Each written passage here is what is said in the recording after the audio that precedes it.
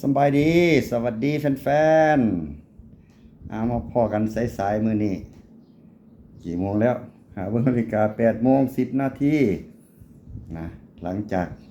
มื้อวานนี้กับเว้าเรียงนี่ละคุมเครื่องบ้านเฮาไทยลาวมื้อนี้ขยายไปฮอดไปอาเซียนไทยอาเซียนนะมีจักอันดับ8 9อันดับแม่นยังเป็นอันดับต้นยังเป็นอันดับกลางๆไผอยู่ต้นไผอยู่ปลายอันใดแน่สู้กันเฮาเนาะก็เอาอันนี้มาแจมน้ำน้อยนึงน้องVC เอามนุษย์ควายป่าขึ้นมาเล่าแจมจักหน่อยขาดไปดอกน้ำจิ้มผงนัวตัวได้ว่าเรื่องประเทศลาวมันคือผงนัวแป้งนัวสำหรับคนไทยพอได้หัวนะเอามื้อนี้มาเว้าเรื่องวิวัฒนาการของโซนอาเซียนเฮาพัฒนาการมาเอานี่ละรุ่น50 ปีนี่ละ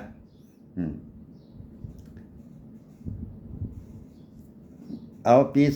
2500ก็ได้นะ2500ตอนนั้นเอาพอจะป่องเขาก็ได้2 ปีเด้อ500ความเป็นอาเซียนเนี่ยมันสิมีว่าผู้ใดอยู่แต่เจ้าของบ่ทันได้เป็นหยังบ่ทันได้อิสรภาพอยู่ภายใต้การปกครองของจักรวรรดิส่วนมากนี่สิอยู่ภายใต้การปกครองของจักรวรรดิแทบทั้งหมดพม่ามาเลเซียอยู่ภายใต้ประเทศอังกฤษไปอินโดนีเซียไปฟิลิปปินส์อยู่ภายใต้อเมริกา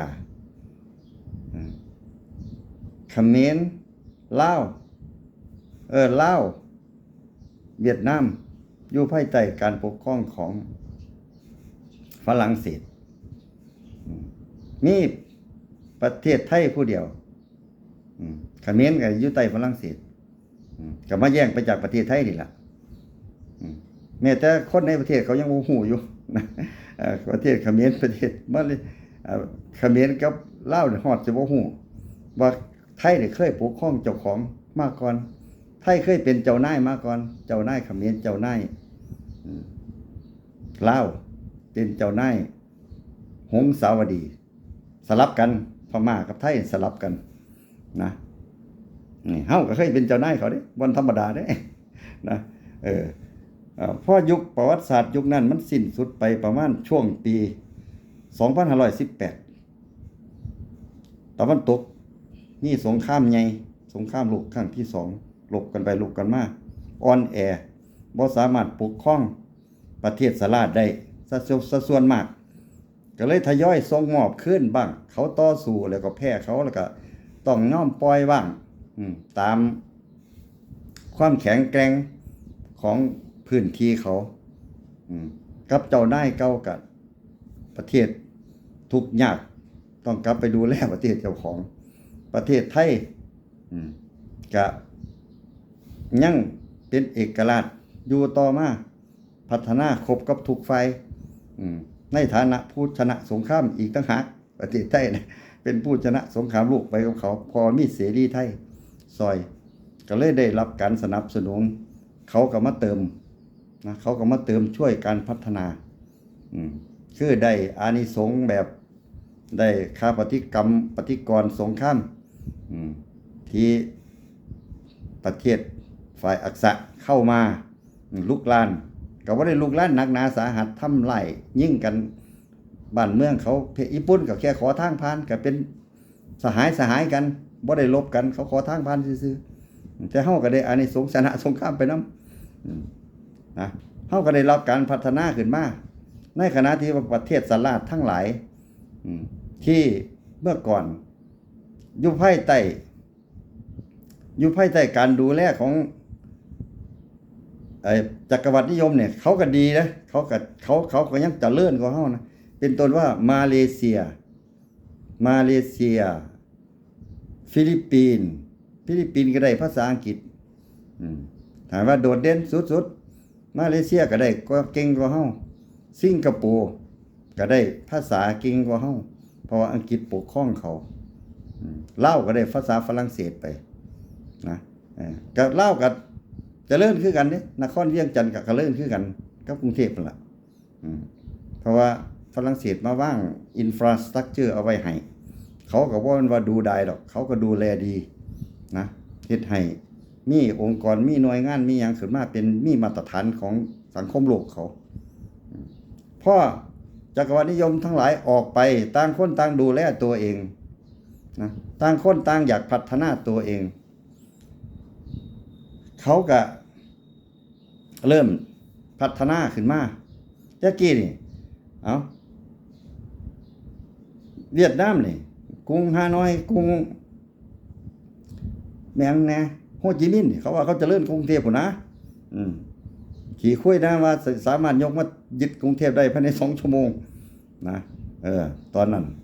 ตอนเขาเป็นคอมมิวนิสต์ใหม่ๆฟิลิปปินส์เนี่ยโอ้คนไทยไปเรียนปริญญาตรีอยู่ฟิลิปปินส์พอไปเรียนต่อปริญญาโทอเมริกาได้พออเมริกามาวางหลักฐานไว้มีคอนเนคชั่นกับอเมริกาคันผู้ใดได้ไปเรียนปริญญาตรีอยู่ฟิลิปปินส์กลับขึ้นมาเนี่ยโอ้มาประเทศไทยได้ปริญญาฟิลิปปินส์เว้าภาษาอังกฤษเงาๆนะมาเลเซียนี่ถนนประเทศมาเลเซียนี่คันจากประเทศไทยไต่ไปมาเลเซียนี่ถนนมาเลเซียดีกว่าประเทศไทยสมัยตะกี้เป็นที่ยกย่องชื่นชม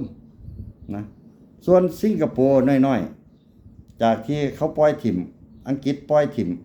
ให้เงินไว้รู้สึกว่าสิ500ล้านปอนด์สำหรับประเทศบ่หลายได้500ล้านปอนด์เนาะให้พัฒนาตัวเองเด้อว่าซั่นก็จำเป็นสิงคโปร์นี่ถูกถิ่มเดียวดายน้อยๆเครื่องเดียวของกรุงเทพเป็นเกาะศอกหลีกมีแต่กองทัพเรือเห็นบ่ล่ะบัดนี้สิบริหารจัดการจังไดตัวเองทรัพย์สมบัติก็ไม่มีนะบ่มีหยังเลยทรัพย์สมบัติอยู่ในดินของสิงคโปร์นี่สิปลูกแนวอยู่แนวกินก็บ่กุ้มกินเว้าซื่อๆซะแต่ว่าผู้นำบัดนี้พูดถึงผู้นำของสิงคโปร์เขาเป็นคนได้เรียนหนังสือหนังหาสกุลผู้นำเขาขึ้นมาเลือกตั้งประชาธิปไตยแบบอังกฤษคัดเลือกกันขึ้นมาเลยได้ผู้นำเขาจกตรงเลยมันยังหนังสือถ้าแก่เขาก็จำบ่ได้นะเพิ่ง4คนนึงเพิ่ง4รุ่นจากหันมาจากปี2518เป็นต้นมานี่สิงคโปร์พัฒนาตัวเองโดยการเฮ็ดหยังพื้นที่ก็น้อยคนก็น้อยพื้นที่ซ้ำเครื่องนึงกรุงเทพคนก็ประมาณซ้ำประเทศลาว 2-3 ล้านคนทรัพย์สินบ่มีหยังเลยสิไปขอแอมแปรอยู่กับมาเลเซียก็ถีบออกไปเพราะว่าย่านเป็นคอมมิวนิสต์มายึดมาเลเซียก็บ่เอาจำเป็นต้องพัฒนาตัวเองเขาก็เลยใช้วิธีการเรียนหนังสือหนังหาคนหมดบ้านหมดเมืองนี่เรียนหนังสือหนังหาเป็นพ่อค้าใส่ความรู้ทั้งด้านพ่อค้าทั้งด้านการเงินครบกับหน้าชาติครบเลยอยากเฮ็ดหยังลงทุนหยังลงทุนตั้งแต่ของแพงๆเป็นพ่อค้ามันเอาลงกันน้ำมันมากันพยายามสร้างสนามบินไปต่างประเทศเรียนรู้การธนาคารด้านการเงินเห็นบ่ล่ะเดี๋ยวผลงานของเขาคนเรียนหนังสือจังซี่มุ่งไปสู่การเงินเป็นวิศวกรกันน้ำมันวิศวกรการผลิตเฮ็ดของน้อยๆให้มันเป็นราคาหลายๆหมดประเทศต้องเรียนรู้อันนี้ใช้ภาษาอังกฤษเป็นภาษากลางนะมันก็สื่อสารได้กับคนทั่วโลกในเมื่อว่าเขาเฮ็ดจังซี่เขาก็เลยเป็นเจ้าของเงินเจ้าของทรัพย์สินอย่างมากมายมหาศาลซื้อทรัพย์สินไว้ต่างประเทศทั่วไปนะร่ำรวยขึ้นมหาศาลเลยนะนั่นคือวิวัฒนาการของคนเรียนหนังสือบ่สิมาเป็นแรงงานอยู่บ่ได้ใส่แรงงานต่างประเทศแล้วสิไปหารับจ้างโดยแรงงานมันบ่กุ้มกินเขาว่ามันบ่กุ้มกินต้องเป็นแพทย์เป็นหมอเป็นวิศวะเป็นนายธนาคารนะมันจังค่อยสิเลี้ยงคนได้หลายคนผู้นึงเลี้ยงคนได้เป็น10คนถ้าทำงานแบบนี้นะนั่นคือตัวอย่างของผู้ที่ได้รับการวิวัฒนาการอย่างสูงนะก็เลยเป็นหัวหอก ของอาเซียนในการเฮ็ดให้เห็นการพัฒนาการแล้วเวียดนามเป็นคอมมิวนิสต์บ่ล่ะเวียดนามก็เป็นคอมมิวนิสต์ใหม่เวียดนามลาวเขมรนี่เป็นคอมมิวนิสต์ใหม่ส่วนพม่าก็ล้มลุกคลุกคลานเพราะว่าเผ่าพันธุ์เขามันหลายญาติกันเบิดปีเท่าซุมื้อนี้ยังญาติกันอยู่ยังบ่ออกหัวออกก้อยอยู่นะทหารก็พยายามจะคุมอำนาจมาเท่าซุมื้อนี้ยังบ่ไปไสมาไสยึดอำนาจกันไปยึดอำนาจกันมาก็เฮ็ดหยังบ่ได้ก็ต้องใส่แรงงานต่อไปเพราะว่าบ่มีเวลาพัฒนาประเทศส่วนประเทศลาวเป็นประเทศที่มีแผ่นดินหลายที่สุดถ้าเทียบใส่จำนวนประชากรประชาชนก็เลยประมาทเว้าซื่อๆซะประมาทการทำมาหากินคิดซะว่าโอ้ยที่ให้ที่หน้าน้ำปลาน้ำหนองบ่อึดลงน้ำได้ปลานะเข้าปลาได้ของปลามองเห็นเรื่องการอยู่การกินบ่ขาดตกบกพร่องประเทศลาวก็เลยชะล่าใจหาอยู่หากินแบบบ้านๆเดิมๆไปเลยรักษาการปกครองอย่างเดียวบัดนี้รักษาคือพม่าเนี่ยแต่ว่าพม่ามันหลายชนหลายเผ่าพันธุ์หลายภาษาเขาต้องมีการลบกันต่อสู้กันรัฐบาลกลางกับกลุ่มชนกลุ่มนั้นกลุ่มนี้ก็กะเหรี่ยงจักพรรคใดแน่บ่ยอมกันเขาได้ถึงขั้นลบกันแต่รัฐบาลลาวบ่ได้ลบกันเป็นคอมมิวนิสต์ได้นำกันเบิดทุกแขวงเป็นนำกันได้ต่างคนต่างปกครองสบายๆนะก็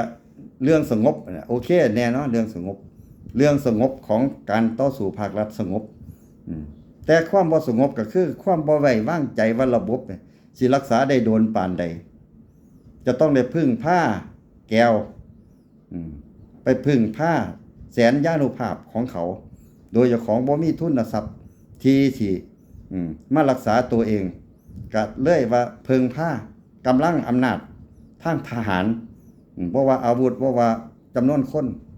ให้เพิ่งไว้พิกหลังพิงฝาไว้มันตอบแทนหยังการที่เขาสิให้คำมั่นสัญญาอย่างนั้นเขาก็ตอบแทนด้วยทรัพย์สมบัติภายในประเทศนี่ทรัพย์สมบัติอีหยังตั้งแต่เริ่มต้นก็คือป่าไม้แก้วก็มองเห็นอยู่แล้วแผ่นดินลาวอุดมสมบูรณ์โอ้ป่าไม้หลายสนุกขนไปใส่ขนไปจ่ายโดยการห่อหมกของเจ้านายของฝ่ายลาวเพราะว่าผู้ปกครองประเทศลาวก็มีเชื้อชาติเป็นแก้วอยู่แล้วมันก็คล้องตัวต่อกันเว้ากันง่ายมันเถาะเว้ากันง่ายเอาไปเลยอ้ายแก้วก็พยายามจะดึงความสัมพันธ์ของลาวนี่ให้ไปอยู่กับแก้วแต่ว่ามันยากที่ภาษาวัฒนธรรมเชื้อชาติมันต่างกันสุดขั้วอยู่ใกล้กันก็จริงแต่ว่ามันสุดขั้วเพราะว่าตอนสมัยฝรั่งเศสมาแยกออกไปนี่มาแยกการปกครองจากไทยปกครองลาวอยู่ดีๆนี่แล้วก็ที่ปกครองกันได้ก็ว่าไทยกับลาวภาคอีสานกับลาวเนี่ยมันแทบสิเป็นน้ำหนึ่งอันเดียวกันฝรั่งเศสมาขีดเส้นแม่น้ำโขงซะกูปกครองส่วนนี้เด้อไทยเขมรส่วนนั้นเด้อคือว่ามาป่นมันต่อไปมาป่นคันไทยสิสู่ไทยก็อาจสิแพ้ไทยก็ตัดทิมไปซะก็ได้เขมรกันมันก็คนละภาษาอยู่แล้วล่ะเอาไปเลยบ่มีปัญหาเขมรน่ะแลกกับจันทบุรีตราดก็ว่าไปลาวนี่ไทยก็อยากแพงไว้อยู่เพราะภาษาเดียวกันเว้าคือกันไปมาหาสู่เคยปกครองกันมาแต่ใดพระเจ้าแผ่นดินลาวไทยก็เคยเอามาเลี้ยงดูจัดตั้งนะเป็นแขวงนั้นแขวงนี้ก็ขึ้นต่อไทยมาหลายร้อยปีไทยแต่จำเป็นก็ให้ฝรั่งเศสขีดเส้นเอาเขียนกฎหมายขึ้นมาเป็นกฎหมายสมัยใหม่ยกให้เลยแผ่นดินมองหันมองนี้เป็นสากลฝรั่งเศสก็ปกครองมาผลประโยชน์อีหยังฝรั่งเศสเขาก็เฮ็ดกันไปแบบดูแลประเทศแต่ลาวบ่ได้เดือดร้อนกระตือรือร้น เพราะหยังเพราะว่าให้หน้าฝาทางบ่อึดผู้ใดมันหลายเฮ็ดหลายผู้ใดขยันผู้ใดทำมาหากินเข้าป่าบ่อึดแนวอยู่แนวกินนั่นก็คือวิวัฒนาการของลาวก็ได้ถูกฟรีดอยู่กับของป่าหาของป่ากินมาเรื่อยย้อนมันมีหลายนี่แหละย้อนมันมีหลายมันบ่ได้กระตือรือร้นคือสิงคโปร์หาเขียดหากบหาอึ่งกินบ่ได้เจ้าต้องปลูกเจ้าต้องเลี้ยงเจ้าต้องเฮ็ดขึ้นมานะเจ้าต้องเฮ็ดฟาร์มต้องศึกษาเรียนรู้เอาพื้นที่น้อยๆให้ได้ปริมาณหลายๆการเกษตรบ่คุ้มค่าก็เอาอุตสาหกรรมเข้ามาแทนเฮ็ดโรงกลั่นน้ำมันมีหมายเลขหนึ่งของอาเซียนสิงคโปร์เกิดขึ้นก่อนหมู่สายการบินสิงคโปร์เกิดขึ้นก่อนหมู่เขาค่าของสูงเขาเรียนหนังสือจบเขาเก่งนะเขาไปทางคนเก่งคนนึงเลี้ยงคนได้10 คน100 คนนายธนาคารผู้หนึ่งเงินเดือนเท่าไหร่แล้วจังเล่าหากินกุ้มปากบ่แรงงานคนหนึ่งเลี้ยงครอบครัวกุ้มบ่ผู้หนึ่งผัวเมียคู่หนึ่งเลี้ยงลูกหาลูก6มันกุ้มบ่วะนี่มันยุ่งมังหันสิงคโปร์ผู้หนึ่งเป็นนายธนาคารเลี้ยงคนได้10 คน20 คนไล่ได้เงินเดือนเขาแต่ว่าคนงานเด้บัดนี้คนงานผัวเมียเลี้ยงลูกหาลูก6มันกลุ่มบ่บัดนี้นี่เนี่ยนี่คือผลต่างของมันคนบ่ได้เรียนหนังสือนี่คนใส่แรงงานคันซุมื้อนี่ค่าแรงงานก็200 300นายธนาคารเงินเดือนมื้อหนึงเป็นหมื่นๆนะมันเทียบใส่กันบ่ติดนั่นล่ะคือความฉลาดใจว่าทำมาหากินเข้าปากซื่อๆบ่เดือดร้อนมันแม่นบ่บัดนี้มันบ่แม่นแล้วมันบ่แม่นความเดือดร้อนมันบ่แม่นคือ50 ปีที่แล้วเพราะ50 ปีที่แล้วคนเฮาบ่รู้จักว่าความยากความจนคือหยังแค่ได้อยู่ได้กินก็ถือว่าอยู่ได้ซุมื้อนี้มันเขาเรียกว่าความสะดวกต่อชีวิตความสะดวกของชีวิตมันบ่แม่นแค่เรื่องกินเรื่องเดียวเรื่องอื่นๆล่ะนะเรื่องกินเนี่ยมันเป็นปัจจัยหนึ่งของการมีชีวิตเท่านั้นซุมื้อนี่มันคือความสะดวกสบายชีวิตของคนมีมือถือมีรถมีบ้านมีแอร์นะอีหยังต่างๆมันมองไปหาทางพุ่นแล้วคันบ่มีเขาเรียกว่าเป็นคนยากจนเก็บไข้ได้พยาธิบ่มีเงินมีทองสิรักษาประเทศชาติต้องมีเงินสำรองไว้ให้ประชาชนได้พึ่งพาอาศัยรัฐบาลจะต้องมีเงินก้อนไว้สำรองภัยพิบัติต่างๆนั่นประเทศลาวขาดในทุกด้านขาดซื่อๆบ่พอนะชาติที่เขาจะเลื่อนแล้วเขาเหลียวมาเบิ่งเขาสงสารเมตตาเกิดภัยพิบัติขึ้นมาเขามาซอยแล้วยังมาโกงเงินซอยเขาอีกนะซ้ำว่าเอาประชาชนนี่เป็นแนวบังหน้าวังหนึ่งวังใดนี่นะฝนตกบักเห็บลงอยู่ใกล้นครเวียงจันทน์แท้ๆนะห่วยหลังคาบ้านมุนหลังคาโรงเรียนหลังคาสังกะสีหลังคากระเบื้องแตกเหลียวเห็นตั้งโค้งใหม่เป็น400 500หลังคาเรือนเป็นพันหลังคาเรือนเอกชนของหลวงกับพ่อหลวงโรงเรียนโรงพยาบาลอนามัยพังพินาศกันยับเยินนะเวลาผ่านไปเป็นอาทิตย์แล้วเงินบริจาคหน้าชาติเขาก็เหลียวมาเห็นโซเชียลเขาก็ทุ่มทุนมาให้เงินก็ได้รับแล้วบ่มาซ่อมให้เขาเอาไปใส่เงินเพียงบ่ฟ้าวมาเฮ็ดแต่ว่าเฮาฮู้อยู่อย่างนึงนะฝ่ายลึกๆเขาก็มองเขาก็บ่เคยบอกแล้วคันเอาไปให้ลาวนี่เอาไปให้เจ้าหน้าที่นี่เขาเจ้าสิแบ่งกันซะก่อนตัวว่าซั่นเขาเจ้าสิแบ่งกันซะก่อนตัวจักแบ่งจังได๋ล่ะจักไปได้น้อยได้หลายก็บ่รู้ล่ะแต่ว่าบ่ฟ้าวมาเฮ็ดเด้จักไปเสียเงินต้องได้ทวงจนมันจักรอบนั่นล่ะความบ่เอาใจใส่แทนที่ว่ารัฐบาลเนี่ยสิเป็นที่พึ่งองค์กรสูงสุดของประเทศจะเป็นที่พึ่งของประชาชนแต่รัฐบาลอาศัยความน่าสงสารจากนานาชาติมาได้เงินจากเขาบริจาคจนว่ามันเห็นมาหลายประเทศญี่ปุ่นเนี่ย เคยให้มาจนเขาเบื่อเฮ็ดเขาอยากเฮ็ดหยังเขาก็มาสร้างเอาเลยซุมื้อนี่อีสะพานญี่ปุ่นสร้างบ่ให้เงินมาเฮ็ดประเทศไทยก็คือกันสิให้ยืมเงินดิสิให้ยืมเงินมาสร้างถนนประเทศไทยจะต้องบอกว่ายืมเงิน 1,000 ล้านต้องให้ประเทศไทยเป็นคนสร้างก็มาสร้างถนนว่าถนนจากจังหวัดน่านเข้าไปนี่100 กว่าโลก็ได้เห็นได้ใช้อยู่เท่าซุมื้อนี้ดีหลายยกย่องกันประชาชนยกย่องแต่ว่าเจ้านายบ่ยกย่องหรอกเพราะว่าเขาบ่ได้แบ่งเงินเขาบ่ได้แบ่งนะคันเจ้าของเฮ็ดถนนเอาเองซุมื้อนี้ถนนในประเทศลาวมันห่างเนาะมันเพบ่มีนโยบายบ่มีเงินสิซ่อมบ่มีหยังทั้งสิ้นก็เลยตัดถนนเป็นส่วนๆออกให้เอกชนมาประมูลสู้ซ่อมแล้วสู้เก็บค่าทางให้ประมูล10 ปี20 ปีสู้ซ่อมเอารถแล้วก็เก็บหลวงบ่มีเงินแล้วไปเบิ่งดูมันรัฐบาลปล่อยให้เอกชนมาสมทาน10 ปี20 ปีไปแลกอย่างบ่แม่นทางซุมื้อทางเขาเอิ้นว่าทางแอสฟัลต์บ่แม่นทางลาดยางเด้ทุมื้อนี่ทางลาดยางน่ะคือเอายางไปฉีดแล้วก็เอาขี้หินคลุกไปใส่แล้วก็ฉีดอีกรอบนึงเอาคลุกไปใส่นั่นคือทางลาดยางเมื่อ50 ปีที่แล้วลาวยังเฮ็ดจังซั่นอยู่ใส่ได้2 มื้อเพแต่ว่าสมทาน20 ปีเก็บค่าผ่านทาง145 กิโลนี่ว่าแม่นน้องๆค่าน้ำมันนะน้องๆค่าน้ำมันรถปิกอัพคันนึงเนี่ยเอา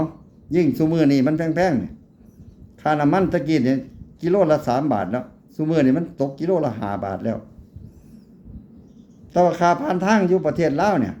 ผ่านทางที่บนสัมปทานได้นี่กิโลนึงวัน 2-3 บาทน้องๆค่าน้ำมันแต่ว่าใส่ไปอยู่2 มื้อเริ่มแล้วมันก็บางซ้ำนี่นะมันบางซ้ำนี่เนาะอันแอสฟัลต์เพิ่นน่ะลาดยางเพิ่นนี่บางซ้ำนี่ซ้ำที่หมดนี่แหละ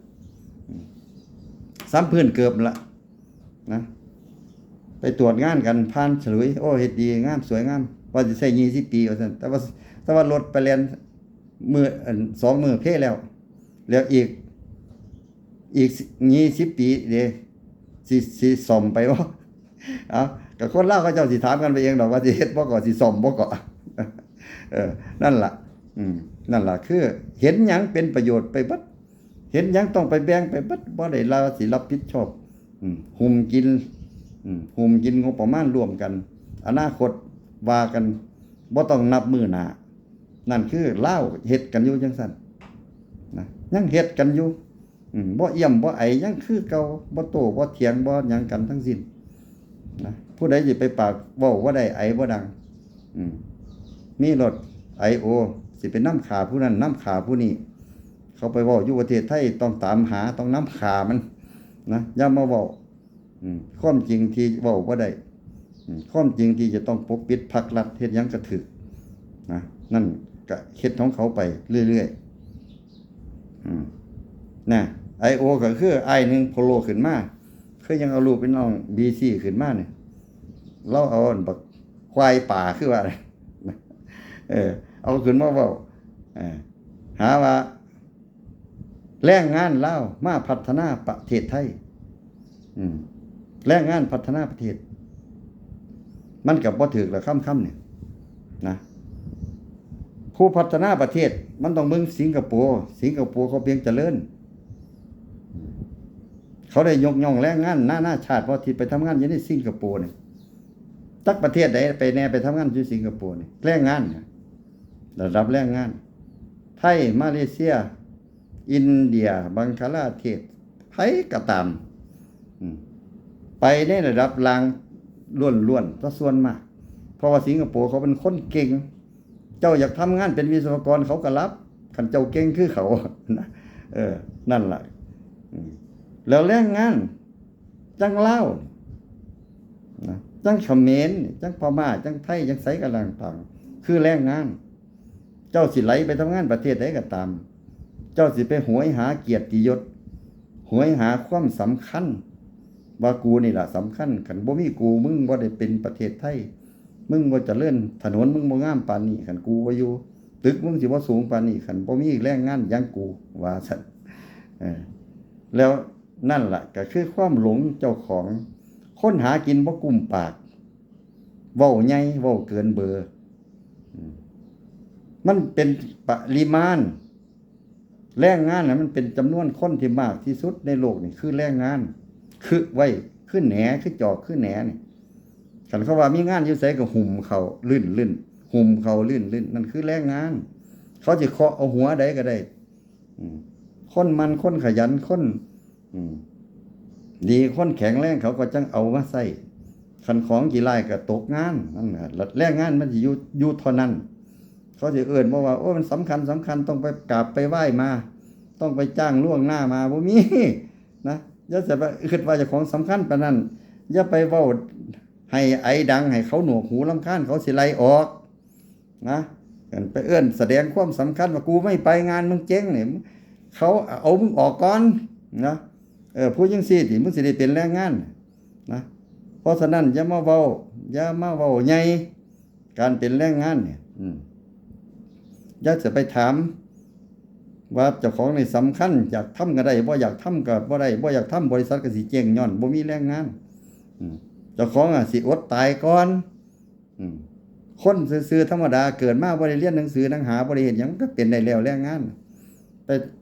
ตีตะปูไปจับไม้แบบอาทิตย์เดียวมันก็ทดแทนกันได้แล้วมันบ่ได้ทดลองงานยากแรงงานกำยำล่ำสันดูดีสิไปทางไหนก็ต้องเฮ็ดสร้างไปทางไหนก็ต้องเฮ็ดนั่นคือแรงงานที่สามารถจะอยู่ได้นั่นคือเข้ามาแรงงานคนบ่ได้มาทำงานมันบ่รู้ดอกคนที่มาเป็นแรงงานที่ดีเขาก็สามารถที่จะสร้างเนื้อสร้างตัวพัฒนาตัวเองได้สิมาคุยออกหน้าไปก่อนมึงตกงานคนลาวในประเทศไทยที่มาทำงานเป็นแรงงานเขาบ่เอี่ยมบ่ไอเขาจะหาโอกาสที่ขามสั้นขึ้นจากแรงงานเป็นหัวหน้างานได้บ่ไปรับเหมาเพิ่มเติมได้บ่มันต้องอ่านไปจังพุ่นบ่ว่าเรามาขี่คุยว่ากูเป็นแรงงานขาดกูบ่ได้คันเป็นจังซั่นน่ะมึงตกงานเขารู้ดีต่างคนต่างรู้ดีสิมาเที่ยวเกกมาเรียกเกเรเฮ็ดอีหยังนอกลู่นอกร้อยมันก็ไปบ่รอดการเริ่มต้นจากแรงงานเนี่ยมันต้องมีวัฒนาการตัวเองคือจากคันเริ่มต้นแล้วต้องขยับขยายเป็นหัวหน้างานรับจอบรับเหมาลูกพี่เขา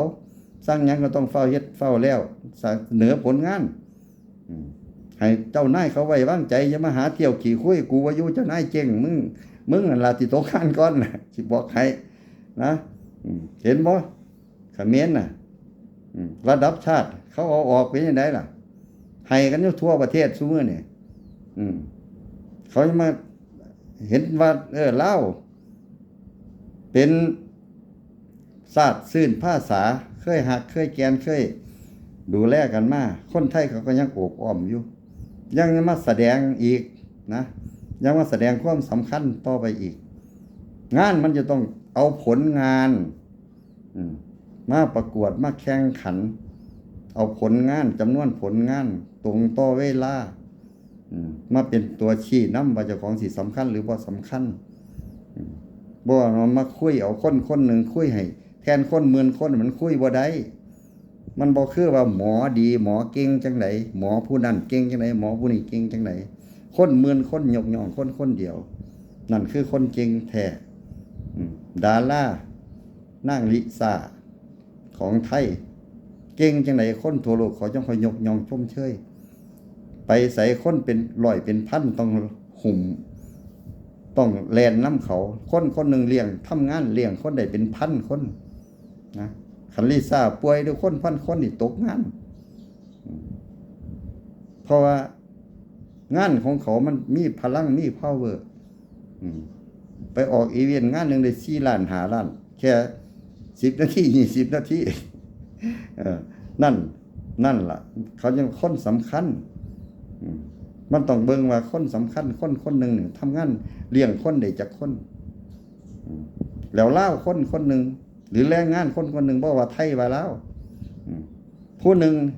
แรงงานผู้หนึ่งเขาเลี้ยงเจ้าของบ่กุ้ม ได้เงินมาได้วิก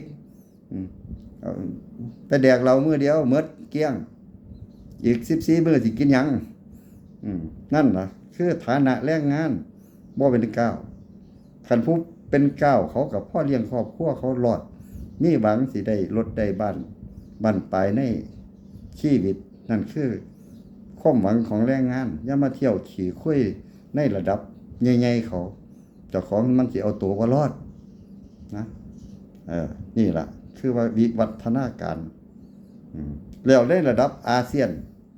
คนไทยมีตั้งเยอะตั้งแยะเขาบ่เห็นเขาบ่ออกมาคุยจังซี่คนไทยเขาก็ไปเป็นแรงงานอยู่ทั่วโลกแต่เขาบ่เคยไปคุย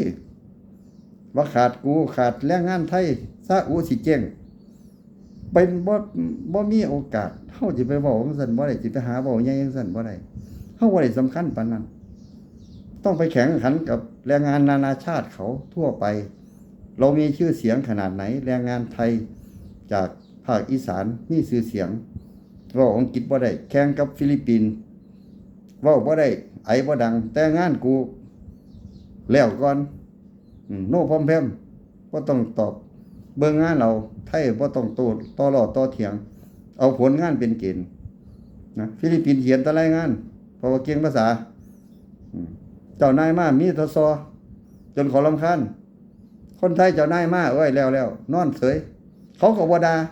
เพราะว่าเขาเห็นผลงานนะนั่นคือการแข่งขันของคนไทยนะแล้วประเทศไทยพัฒนามาซุมื้อนี้ไปฮอดไสแล้วลาวได้อยู่ได้กินซุมื้อนี้ย้อนประเทศไทยเจริญลาวเพียงบ่ไปพม่าพุ่น